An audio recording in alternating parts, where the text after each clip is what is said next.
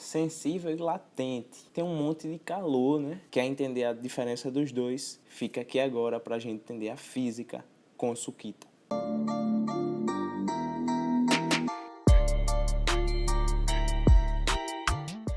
Então vem para cá. A gente sabe que tem o calor sensível e latente.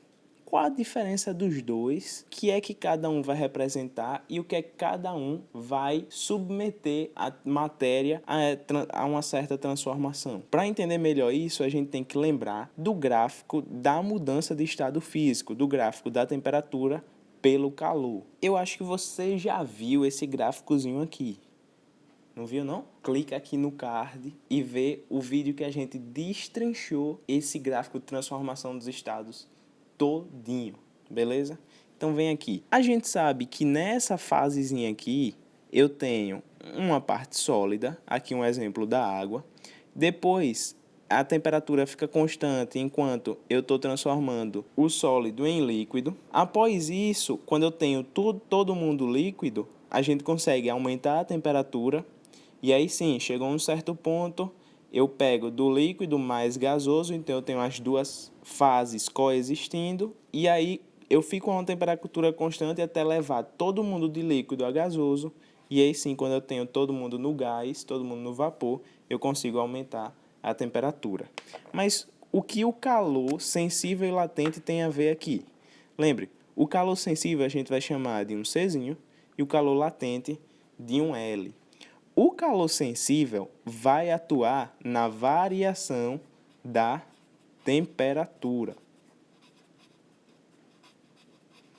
Então, aqui quando a gente cede calor para fazer a temperatura variar, esse calor está relacionado ao calor sensível. Aqui, quando a gente pega todo mundo líquido e vai variar a temperatura dele, a gente está cedendo um calor do tipo sensível, que também pode ser chamado de calor específico. E quando a gente tem somente gás, somente vapor, a gente cede também um calor do tipo sensível. Já o calor latente é o calor que a gente fornece para fazer as moléculas saírem de uma fase para outra, de um estado para o outro.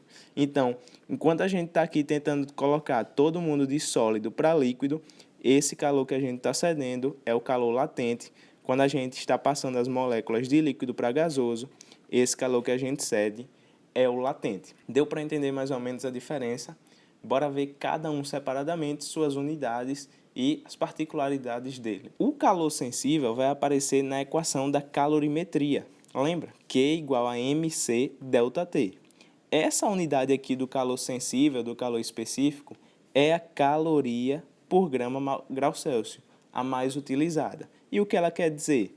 Esse calor específico, ou calor sensível, por exemplo, de uma substância A, digamos que seja 15 calorias por grau Celsius.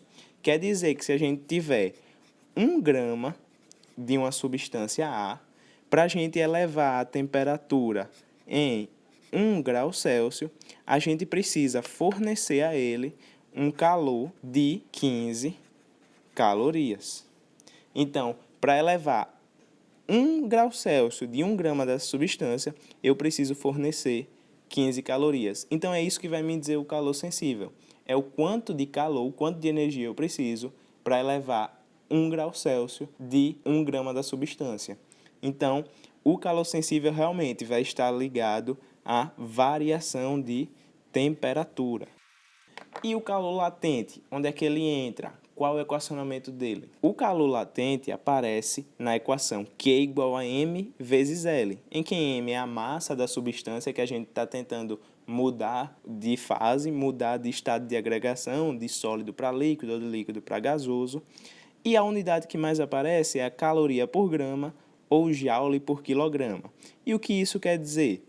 Por exemplo, se eu tenho uma substância A que tenha um calor latente de 40 calorias por grama. Esse calor latente vai ter que ser específico, ou seja, esse calor latente é para passar de sólido para líquido ou de líquido para gasoso. A questão vai dizer, por exemplo, vai ser para passar de sólido para líquido, eu preciso de um calor latente de 40 calorias por grama. Isso quer dizer o quê? Que para cada 1 grama dessa substância A, eu vou precisar ceder 40 calorias para transformar essa massazinha da substância A de sólido para líquido.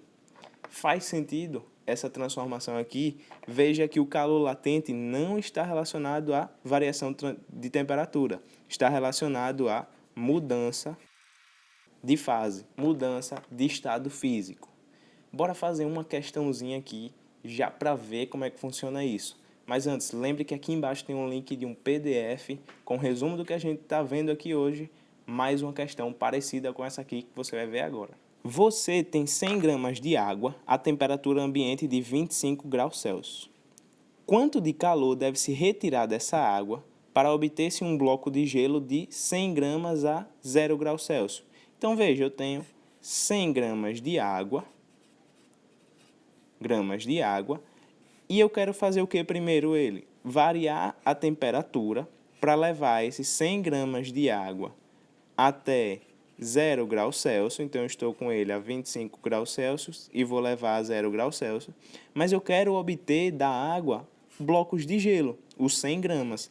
Então eu quero transformar os 100 gramas de água em 100 gramas de gelo. Então eu vou fazer o que agora? Variar a mudança de fase. Então, a gente já percebe que daqui para cá, a gente vai ter o uso do calor específico e aqui do calor latente. Para essa primeira situação aqui, quem é que a gente vai ter? Q igual a MC delta T. Quem é o Q que a gente vai ter para levar ele? Quanto de calor? Calor sensível, né? Então, vai ser o M, que vai ser a massa, que são 100 gramas. O C, que é 1 caloria por grama graus Celsius, então 1. E o ΔT vai ser de 25 até 0 graus Celsius, então 25. Que aqui vai dar 2.500 calorias. Então, para trazer os 100 gramas de água de 25 graus Celsius até 0 graus Celsius, a gente vai precisar retirar desse sistema 2.500 calorias. Pronto, mas agora eu já tenho os 100 gramas de água a 0 graus Celsius. Eu preciso de mais calor no sistema, retirar mais calor do sistema, para levar essa água aqui para a fase de gelo. Então, Q igual a M vezes L. Quem é o Q agora? O calor latente. Então, vai ser a massa, que é 100 gramas, vezes o calor latente, que vai ser 80. Então, são 80 calorias por grama, vezes os 100 gramas, vai dar 8.000 calorias. Então, veja que para passar 100 gramas de água, os 100 gramas de água de 25 graus Celsius para 0, a gente usou 2.500 calorias. E para fazer a mudança de fase, de estado físico, a gente precisou de 8.000 calorias. Então, ao todo, a gente teve que retirar quanto do sistema? 2.500 mais 8.000. Então, 10.500 calorias ao total. Entendeu? Já deixa o like aqui no vídeo, se inscreve no canal e ativa esse sininho. Tá lembrado do link aqui abaixo com o PDF, né? Então vai lá e baixa e faz a questãozinha lá para treinar. Lembra de compartilhar esse vídeo. Pega aqui e encaminha lá no grupo da sua sala. Beleza?